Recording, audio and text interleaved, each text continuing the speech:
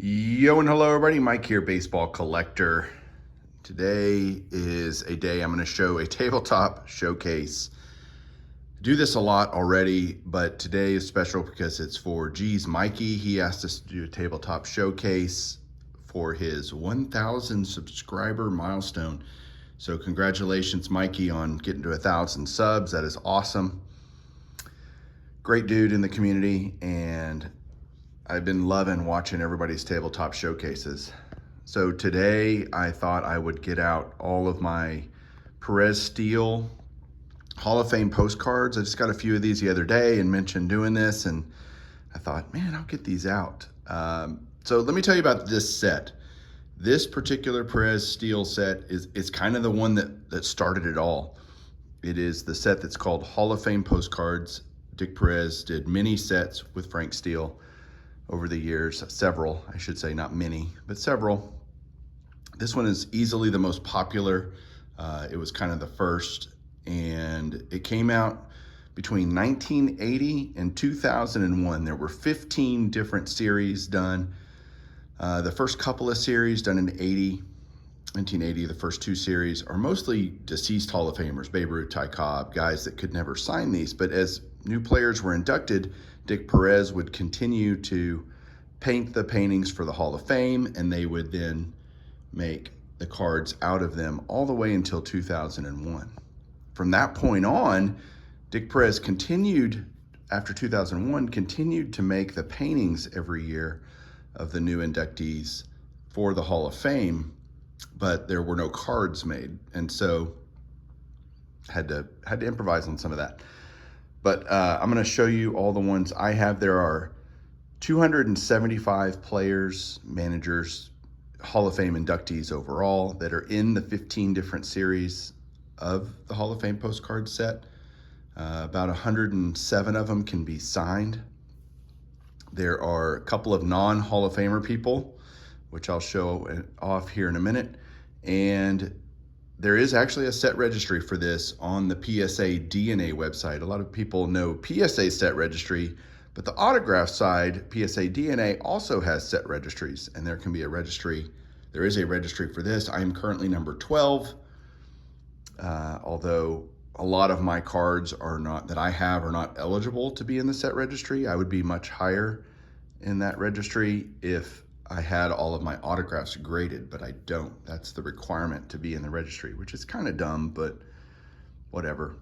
Again, it's a checklist for me as much as anything. I do want to show something before I start showing each of the individual cards because it's funny. Last night, as I was getting these all out and prepared, there's a couple of raw ones, and right there's the danger. Norman grabbed a hold of my Frank Steele, Peggy Steele, and Dick Perez triple auto, and he decided to make a meal out of it. So that's a shame. Luckily, this isn't a crazy expensive card. It's easy to replace, but just lesson learned on putting things out as you're getting them ready to do a tabletop. Yep, that's Norman chewed right there. So we'll move that out of the way, and we'll get to all these great players and show these off here. I'm gonna start up here and do the best I can with these. I'll probably show two to a frame. Hank Aaron, again, a bunch of these I've graded a long time ago, so they'll have old flips. Some of them I've graded recently, and they'll have red flips with lighthouse holders. But you'll just see. Okay, so I'm gonna show this Bagwell. That is the Dick Perez painting that he did for the Hall of Fame. I had a JT print one, and as I can, I'm getting these signed by the players. Anybody that can get signed, I'm trying to get signed because they just go together. And then I got a bunch of these already. This is the only one I have in hand because the rest of them I have are at Garrett's to be slabbed up. So I'm gonna try to, how do I wanna do this? Let's see. Get to where I can turn this around and walk this way. Okay, so there's Bagwell, there's Banks. And you've got Al Barlick, Johnny Bench. You can tell a difference in the style. The Al Barlick's from 19 '89, and the Johnny Bench is much newer, and they're just a little bit different style, not crazy different, but similar vein. But the newer ones are just brighter, I guess. They just got better printing them. So there you got Lou Bedrew, Brock, Bunning, Carew. Now again, I only have 75 of these, I think 76 of these. There's 107, so I'm missing quite a few. Some of them are easy, honestly. Yogi Berra, I mean, not crazy expensive, not super cheap, but not crazy expensive. There's Happy Chandler, Jocko Conlon, the umpire. A lot of the guys are very tough, though. As I go through these, I'll just keep scrolling and talking. But like Joe Cronin, Satchel Paige, there are guys that as their Hall of Fame paintings were done and these cards were created, they died shortly after. Roy Campanella, very, very tough. So there are Red Ruffing's another tough one. Sorry, I'm just thinking of tough ones. There's ones that'll take me a while to get. Richie Ashburn died very shortly after this set was created, or his card was created.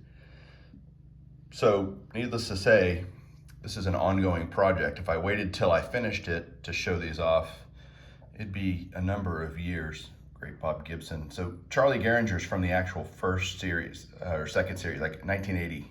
That one's a super old one. There's those. All right, let's come down here. Next up, Lefty Gomez for the Yankees. Hank Greenberg, that's a great one. Greenberg's actually one that a lot of guys who collect this set are still needing. I don't have Mantle, you'll find, as I get to the M's. I don't have Mickey Mantle, but there's Billy Herman, Carl Hubble, Jim Hunter, Irvin Jackson. I don't have Reggie Jackson, I need Reggie. Got Travis Jackson. Judy Johnson was a tough one. Old Negro League player, great Negro League player. Al Kaline. And you can see some of them, you'll see the Kaline autograph, how it's smeared isn't the right word, bleeding, I guess, is probably the right word. I bought a bunch of these as parts of bigger lots that I would buy on auction houses, and so a lot of them just have a similar tone, and some of them are super sharp, like that George Kell. Then you got Harmon Killebrew and Ralph Kiner. All right, hold on. I'm gonna switch angles here.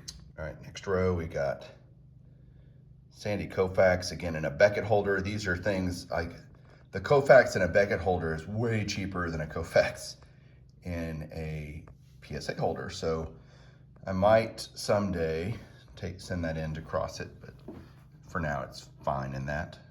Bob Lemon, Buck Leonard. I mean, just the names go on and on. So a lot of guys, like, look at this Ted Lyons. I'm gonna replace this Ted Lyons someday, but right now it's a good filler. But a lot of guys will take the Perez-Steele's, Jake, and they will affix a cut auto onto the picture. Personally, this is just my opinion. I don't like that look at all. Like, I think it's not good at all, honestly. But hey, if that's part of your collection, great. I just don't like it. But I got that as a gift, and so I do enjoy that. But yeah, there's that. Oh, Norman's barking now. Sure. Come over here to chew up my cards again. All right, Juan Marishall, Eddie Matthews. That's actually part of a 2012 historic autograph set, but it's the Perez-Steele. They just took it and put their own little border around it. Willie Mays, that's a great one. McCovey, Mize and Morgan, Stan Musial, and then one of my newer ones that I just got, Phil Necro. That's going to be going in to get slabbed, so they all are protected. Back here we've got Jim Palmer, Tony Perez, Gaylord Perry. Like that PB Reese is such a faded autograph. I'd love to, get that upgraded someday. Like, look at the Rizzuto, how beautiful and bold that is. Excited to get that slabbed up. Robin Roberts, great Phillies pitcher. I love how Brooks and Frank Robinson are right next to each other because their names, and they're both in the Orioles uniforms. That's just so cool looking. Ed Roush, Nolan Ryan. You know, it's so cool that Dick Perez is still doing these paintings for the Hall of Fame. Ina Slaughter. I don't know what's going to happen when Mr. Perez passes away at some point in the future.